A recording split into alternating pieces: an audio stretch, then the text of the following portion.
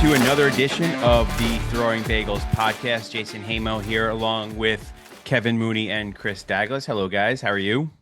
What's up? What's that? Nice, It was weekend. quite the weekend. Yeah. Yeah, It I was was. gonna say, we had a Well, fun weekend up in Oswego. we'll dive into that. Yeah, exactly. We have another great guest on tonight. Head coach of the Oswego State men's basketball team and all-time wins leader at Oswego, Coach Jason Leone. Coach, how are you doing tonight? Doing wonderful, guys. Always a pleasure to spend time with you.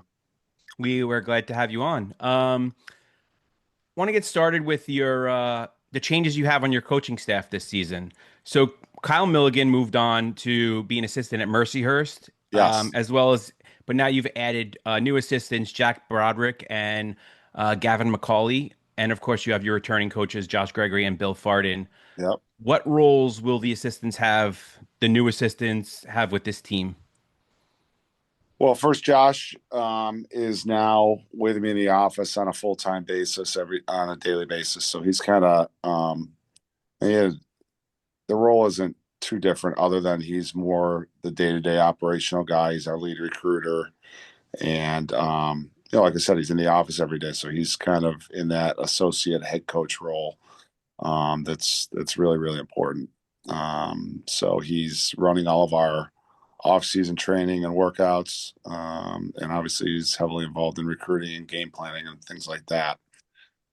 Jack just got done playing at Nazareth, had a great career there, and you probably know that last name because Kevin, his uncle, was a legendary coach here, actually coached my brother here.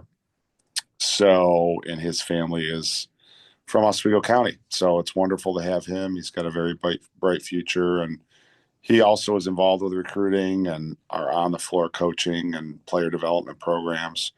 And this is his first year doing this. So this is a great thing for me to have two guys that are just wonderful at their job, and they have a great way with people, and they're very intelligent. So that's great. And then Gavin, we got really fortunate with. He got a grad assistantship on campus here outside of basketball with our club and recreational sports division.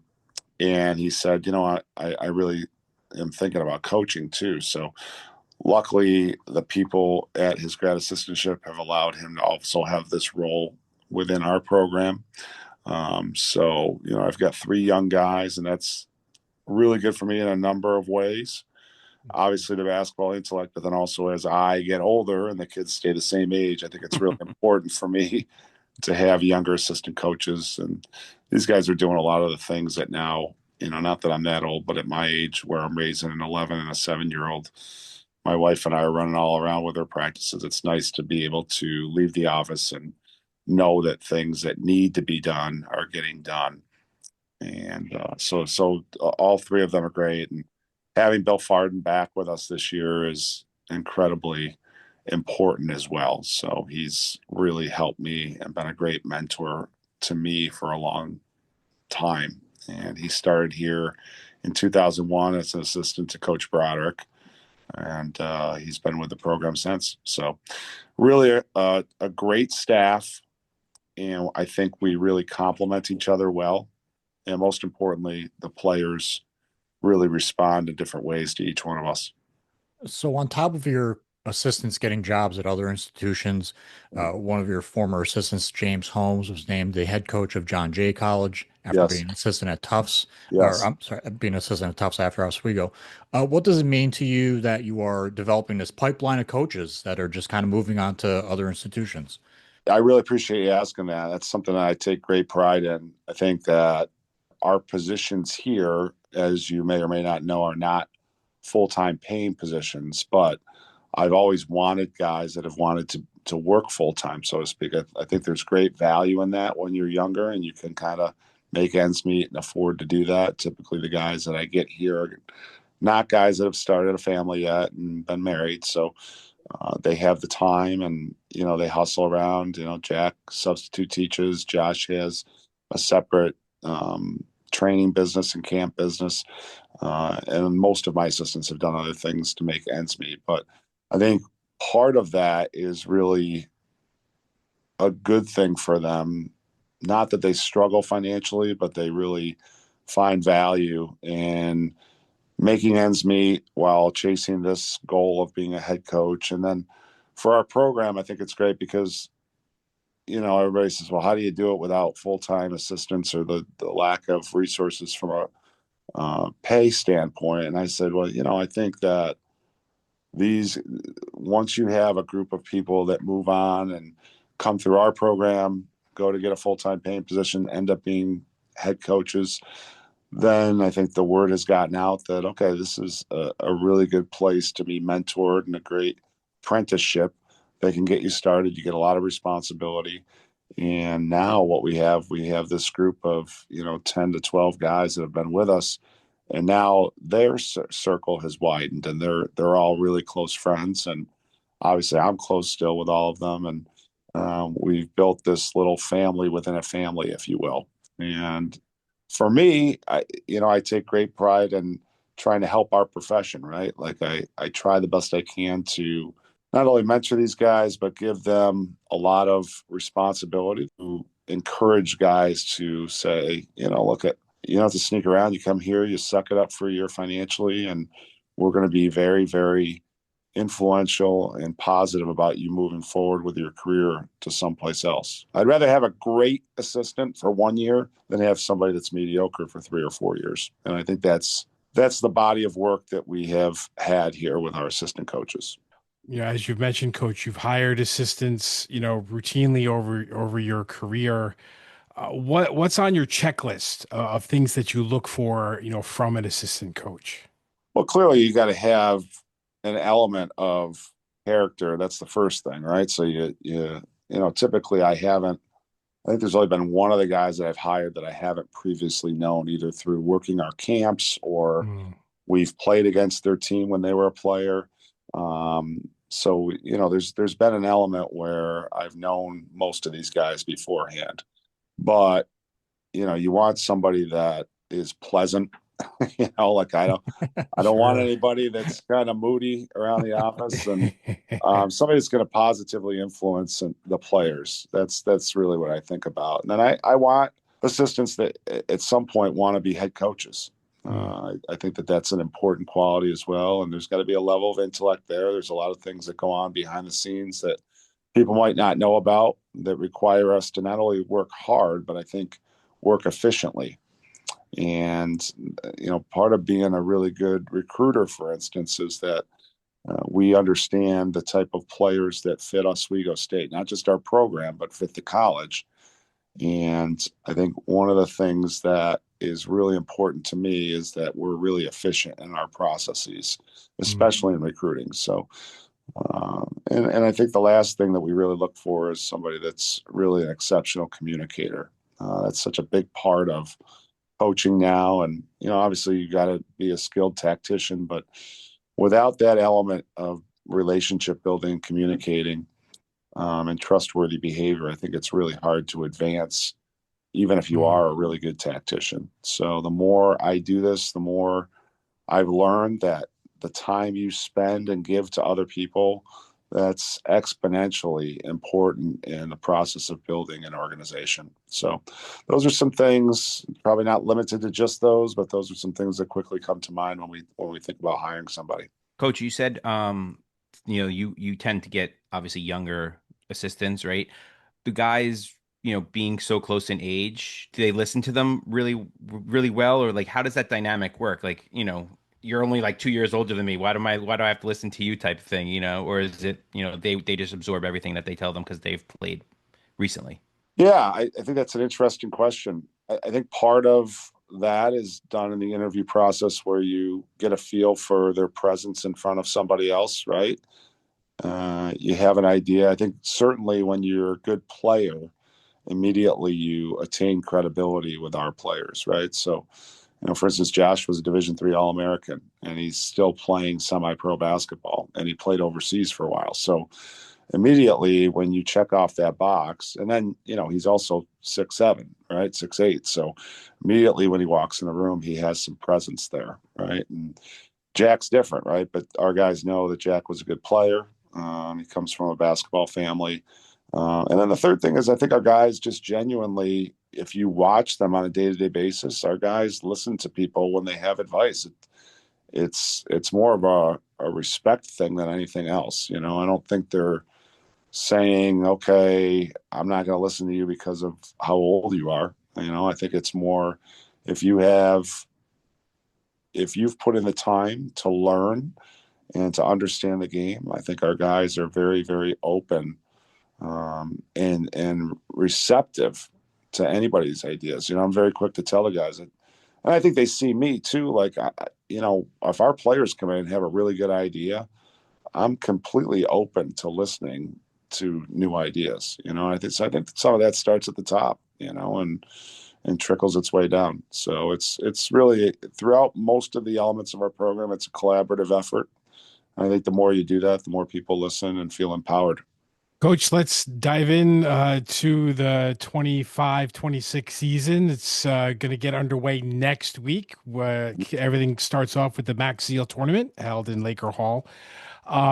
This year's team is really young. We've lost 9 seniors, some very important pieces through the offseason. There's only one grad student coming back, and all the other returnees are juniors or younger. So that includes on the roster SUNY Player of the Year, Rookie of the Year, right? First team all conference, sophomore Deacon Judd, just an outstanding, freshman season, along with juniors Stephen Bradley, sophomore Gary McLean, among other returners. What can we expect from the ones that went through last season and are now, picking things up again this year? Yeah, in terms of the nomenclature, you're right. I think we have 12 out of our 15 players on the roster that are sophomores and freshmen. But, I'm very quick to tell people the team looks chronologically young, but we played a lot of young guys last year that got meaningful experience. So this is not a team that lacks experience. I think what we do lack is a little bit of cohesion because we will have a couple new guys that are going to be playing some significant minutes, whether they be freshmen or transfers. So we're working out the kinks with that right now, but I feel very confident about our talent level. We went through some very difficult periods last year that I hope will help these guys manage the season this year. We had a stretch there where I think we lost 5 out of 7 games maybe, and many of them we got our butts handed to us. So I think that's something that you can draw upon, as painful as it is to go through after losing like that. In our last game last year, we were manhandled during the game, and I think when you go through those things when you're a freshman, the hope as a coach is that you have a long-term memory and you remember that moment where maybe physically you weren't good enough. And that should motivate a player during the offseason to improve. So, the expectations this year are that we're playing our best at the end of the year and giving ourselves the best chance to play in postseason. And how that looks in terms of a win total or postseason play, there's a lot of elements that go into that. I will say, I think we have, we're a very long and athletic team. I think this team has a chance to be a very, very good defensive team. And I think offensively, we can get up and down the court. I think some of the things that we need to be mindful of, I think we're still working on rebounding the ball at a consistent rate. And then, we're working on being really physically tough in the lane. Those are two things that, as a coach, we have to spend some extra time on those areas because I wouldn't call them weaknesses, but they're not necessarily things that we do great right now. Of the 2 games that I saw you guys play last year, it seemed very 3-point reliant at the time. I don't know if that was a season long thing, but you just mentioned like getting in, going inside. Is that something that you're looking to kind of build on, and try to go in and out more and not just rely on the 3-pointers? Well, you guys saw us, I think, down in Hoboken last year, right? So couple of things with that. I mean, those games we were we were behind early. I mean, it was very evident in the first 5 minutes of each of those games that we were deficient in terms of just our physical strength, right? So typically teams that shoot a ton of threes, it's because they're not physically strong enough to get to the basket. And I think that was the case with our team last year. So I don't know what our numbers ended up being, but in those games, and then when you're behind and you can't get in the lane because the other team's more physical or bigger than you, then you're going to take shots from the perimeter, right? So typically we're a team that builds from the inside out, right? So we do want to play either getting the ball inside or dribbling the ball inside, forcing help, and then trying to take the best shot from there based on what the defense gives us. And obviously we want to be an exceptional offensive rebounding team as well. So, I think this year we're a little bit more physical. The experience that our guys gained last year playing as freshmen and sophomores, I think will be something they can build on this year. So yes, the goal is, I know we had a scrimmage yesterday and I think we took 66 shots and 16 of them were threes. So I don't know if that's a number that's going to play out as the year goes on, but that was what the defense was giving us, So, but the 3-point shot's an incredibly important number when you look at how teams win, and one of the 3 or 4 things at any level, if you look at teams that win big, meaning top of their conference, you have to win that 3-point battle. I mean, it's a numbers game. Now, I'm not an analytical guy, but less threes you make, that's a lot of pressure to make a lot of twos to beat your opponent, right? So we've got to be, I don't know if we got to be better on the 3-point line. We got to be more efficient, though. That's for sure. What can we look for from the 8 newcomers? You have 6 freshmen and 2 transfers coming in this year. What do we expect from those guys? So we've got a freshman point guard from Liverpool High School, who's an all-state player, Freddie Fowler, that I think is probably the most ready to contribute. Freddie has a great combination of competitive spirit and physical strength, and he really enjoys competition. He really, for a freshman, his voice, I think it surprised me how confident he is directing our team and encouraging our guys, right? So he's certainly, I think, will be a guy you'll see on the court a lot for us this year, even though he's 18 years old. We've actually, the 2 transfers that I think have a chance to really have a big impact. Chris White-Luciano is a Division II transfer from St. Thomas Aquinas. They were in the Sweet 16 in Division II last year. He is going to provide us with some scoring punch from the 3-point line. That's the hope. We were not a knockdown shooting team last year, so I think Chris will help us in that area. And then Jason McGee was a Division III junior college All-American at Herkimer. They were the national runner-up last year.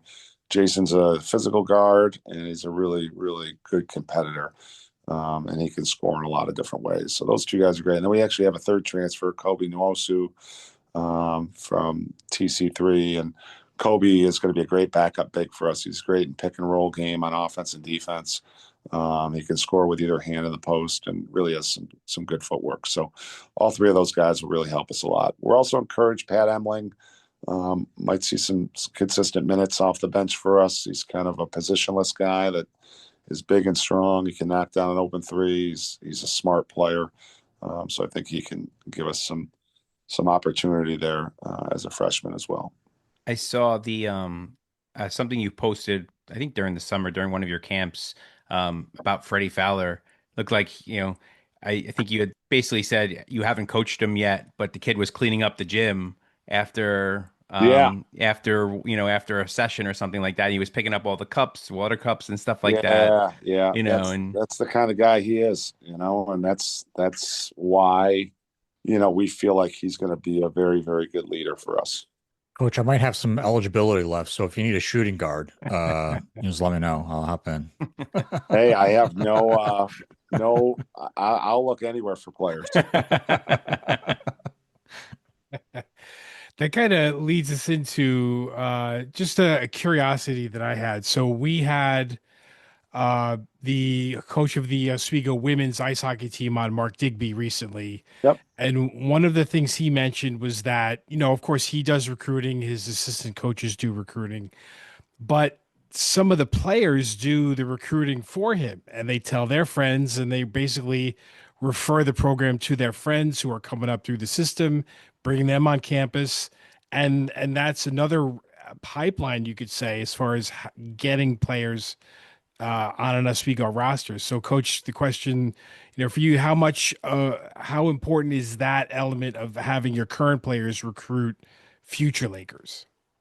Yeah, I would agree with Mark. It's probably the most important part. Look, obviously, we as coaches, we're going to do the legwork of identifying potential players. But when the players come here, the two things that I always say are probably the most influential parts of their decision are their financial aid package. It usually comes down to money, and then the time that they spend with our current players. I think if you take yourself back to when you're 17 or 18 years old, and I find it hard to believe that you're going to choose a school when you haven't, met or spoken with the people that you're going to spend the most time with on this campus, which is, a team that you're going to be on, or for fraternity or whatever you're involved with. So certainly our players have to do an exceptional job whenever we have these prospective student athletes visit campus. One other question. You're always posting great stuff on Facebook about, upcoming camps and the Freddie Fowler story was a good one. Yeah. And then there was another photo that popped up. It was you and Frank Caliendo. And I believe there was something about this, how you became friends. Like, what's the story behind that? So one of my closest friends was a head coach at Fairleigh Dickinson a few years back when they upset Purdue in the first round of the NCAA tournament. It was a historic upset. So his name's Tobin Anderson. I worked for Tobin when he was the head coach at Clarkson. That was one of my first assistant coaching jobs. I was his top assistant. We have remained very close friends. So I was in his wedding. He was in my wedding. We talk every single day. So when Tobin's team at FDU pulled off this upset, Frank is a huge college basketball fan.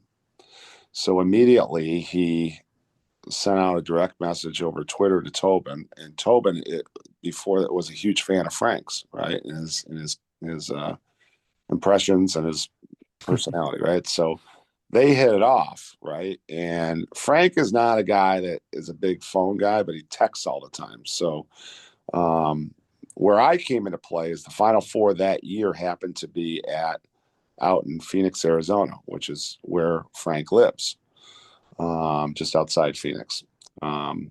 So Tobin and I were hanging out there, and he's like, listen, Frank wants me to come over to the house.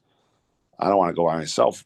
Do you mind coming with me? I was like, yeah, I'll go. So he lives obviously you can imagine, he lives in a great house. He lives right down the street from the GM of the Arizona Cardinals, whatever. So we go out there, and I meet the guy, and we hit it off. And he happened to be having a show at the Turning Stone Casino 3-4 weeks right after I met him. And my buddy and his wife were going to the show, and he's like, well, why don't you? He goes, here's my number. Call me. He goes, I don't know anybody in Syracuse, and let's get together and have lunch. So I go out, have lunch with him. He leaves me seats to the show. And my buddy had paid like $250 for his seat. And once I got my seats for free, and they were right next to my buddy and his wife, just happenstance, right? So, and then Frank had us into his, the green room afterwards, and we just literally hit it off. And then we have kept in touch. I mean, I don't think there's been a week that's gone by where we haven't talked. And we just talk college hoops, and he follows my team. So I got him going. I said, you're a big shot, and all these famous people. You need a Division III guy. So I'm going to be your D3 guy. So I sent him a bunch of gear, and he wears it. And then he had a couple shows down in DC where my sister and brother-in-law live. I went down, saw him for 2 straight nights down there. And I wouldn't tell you we're best buds, but we certainly talk at least once a week, And now the basketball's starting, college basketball, he'll start. We're on a 3-hour time difference, which is great because when I get home from practice, he's still up. So we text, because I'll watch late night games and we'll text during those. And little known fact about him, he's a really, really exceptional table tennis player, Frank. Wow. So loves ping pong. Yeah, so he's really good. So, but he's a really really funny guy. He has a great family guy. His son and his daughter are great people. His wife's a great person. So it's kind of fun that him and I have hit it off like that. That's That's awesome. pretty cool. That was really cool. Yeah. Well, Coach, we really appreciate the time tonight, and we wish you nothing but best of luck for the upcoming season, and hopefully you guys can make another run. I hope so too. We got it's funny as we last year being done, I think on February 28th or 29th, whatever it was leap year. I remember it was the last day of February last year. I felt like strange the first week of March not preparing for an NCAA tournament game last year for the first time in a while. So it was just I felt like, okay, what do I do with myself now? So it's enough to motivate me and hopefully motivate our players to make sure we get back there and we're playing some meaningful games in March this year. We hope so. We look forward to it. Yeah, you guys are the best, man. I appreciate you reaching out to me every year to have me on this. This is something I look forward to, and it's so great to have our alums doing these great things. To stay in touch with our campus, and I certainly appreciate all the things and that you say that are so nice about our program and myself. And you guys are very loyal Oswego State Lakers, and I appreciate that. Thanks, Coach. We appreciate it. Thank you, Coach. Appreciate it. Good luck. And that was head coach of the Oswego State men's basketball team, Jason Leone. Guys, another great interview with Coach Leone and some good insight into his coaching staff and the current team. Yeah, I mean, he's got a young team this year, so there might be some growing pains. But like he said during the interview, a lot of the young players from last year gained a lot of experience as well. So that's going to go a long way and trying to navigate through this season. And we wish him nothing but the best. And I think they'll cause teams some trouble. I really do.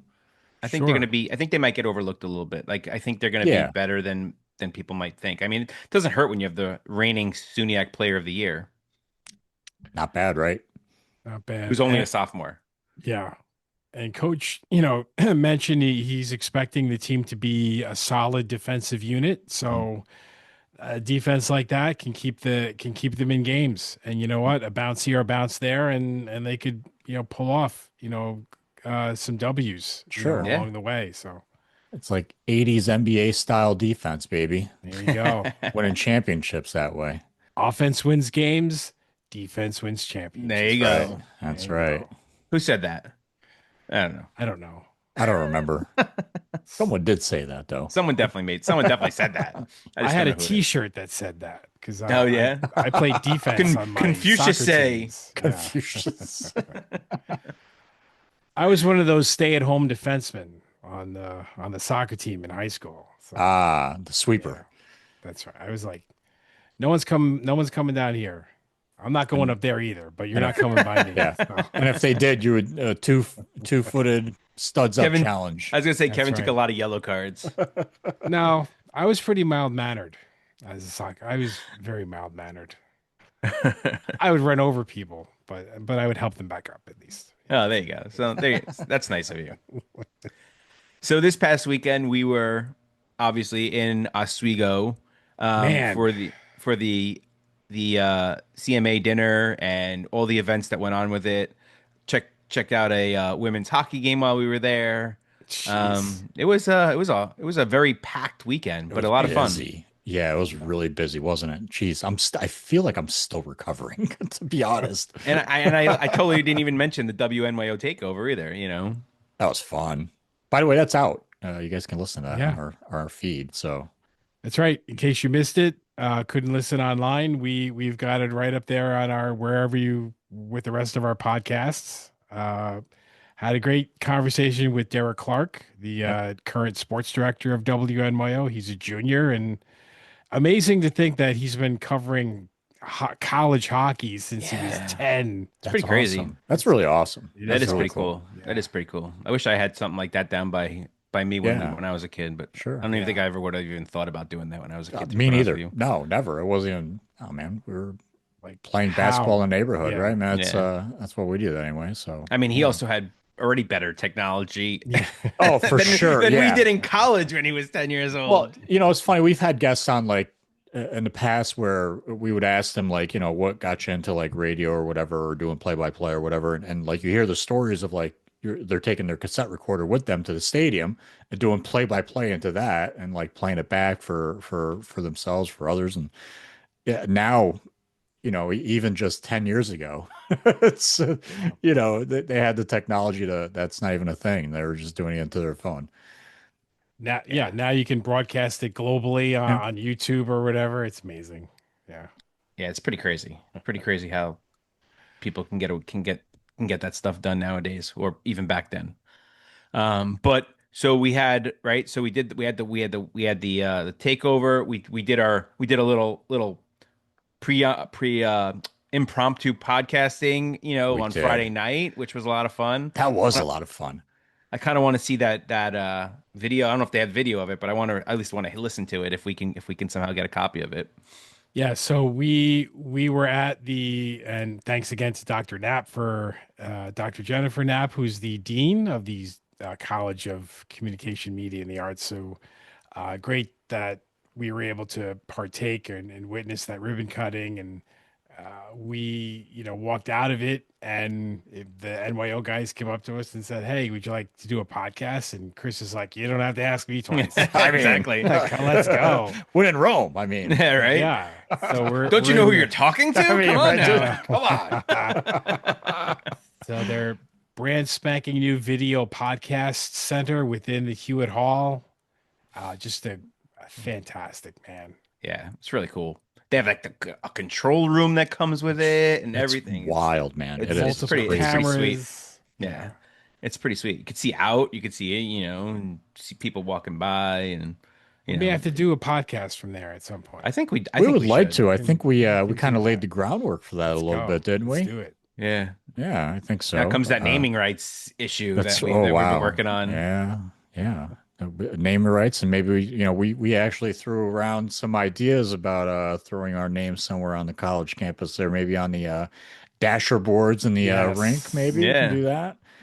That's not up to us, but who knows? If anyone's listening and is interested, you know where to reach us. Exactly. And then after that, we had the women's hockey game on Saturday afternoon, which was a lot of fun, and we were apparently the loudest people in the rink. Or at least me and Chris were. What do you mean? I was on the lookout for projectiles, so I was watching out for you guys. Projectiles? Chris was yelling at the goalie for Nazareth. I told our goalie not to freeze the puck. Some guy came over to us and I don't even know what did he say to you, Chris, about that? I don't even remember. It was funny though. Yeah. It was funny. I think he was just mentioning that he could hear us all the way across the rink. So tried to get a few "Let's Go Lakers" chants going. That really didn't go very far. Nope. And all the students were just in their phones. Yeah. Just the most infuriating thing in the world. But what's funny is like you do it and you get some people clapping, but if it wasn't you, if it wasn't us doing it, keeping going, no one else was going to do it. They would just Yep. That's exactly right. Like, come on, really? I'm curious to see how the men's game will be on. If hopefully I can make it up for the whiteout and see how that game will be. Okay, they're usually a little bit more raucous for the men's games. Yeah, nothing to the levels of what we did at Romney, but certainly it's a little bit more lively, right, than the women's games. I just wanted to give a shout out really quick to Logan and to Raina for having us in that podcast studio, and of course. David Kreider, I believe, was part of that as well. So shout out to them. Really appreciate them letting us hang out and do silliness for a few minutes. And and I'm still wondering why in the world anyone was doing work across the hall from that in a spreadsheet on a Friday night at 8:00. Like, honestly, who knows? It baffles us. But I mean, hey. Times have changed, my friend. Times have changed. Listen, when was that? Like 8:00, 8:30? I mean, that's like might as well be noon for those kids. They're gonna go out after that. Don't worry about it. Fair enough. But I mean, jeez.